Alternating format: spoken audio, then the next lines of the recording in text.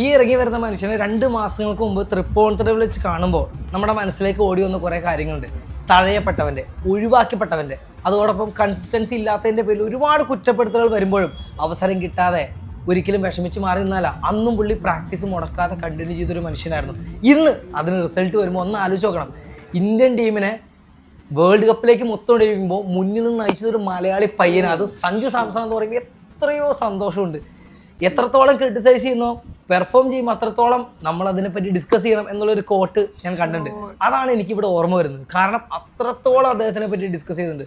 എത്രയോ ഫാൻസ് അദ്ദേഹത്തിന് വേണ്ടി മുറവിളി കൂട്ടുമ്പോഴും അവസരം കിട്ടാതിരുന്നപ്പോഴും അദ്ദേഹം തകർന്നു പോയിട്ടില്ല. അദ്ദേഹത്തിൻ്റെ മുഖത്ത് നമ്മൾ ഒരുപാട് തവണ കണ്ടിട്ടുണ്ട് വിഷമിച്ചിരിക്കണതും അവസരം കിട്ടാത്തതിൻ്റെയൊക്കെ ഒരുപാട് മാനസിക സംഘർഷങ്ങൾ അദ്ദേഹം കടന്നു പോയിട്ടുണ്ട്. പക്ഷേ അതിനൊരു അവസരം കിട്ടിയപ്പോൾ ഉയർന്നു പറന്നു.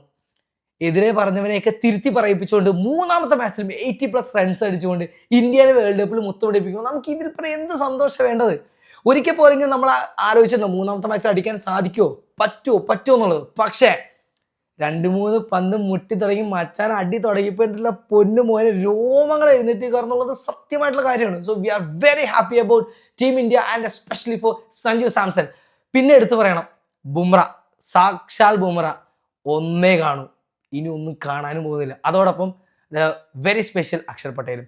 So we are very happy. India അങ്ങനെ അടുത്തൊരു കപ്പ് കൂടി ബാക്ക് ടു ബാക്ക് ട്രോഫി. പണ്ട് ഓസ്ട്രേലിയക്ക് അടിക്കുമ്പോൾ നമ്മൾ കൊതിയോടെ നോക്കിയെന്നുണ്ട്. ഇപ്പോൾ ടീം ഇന്ത്യ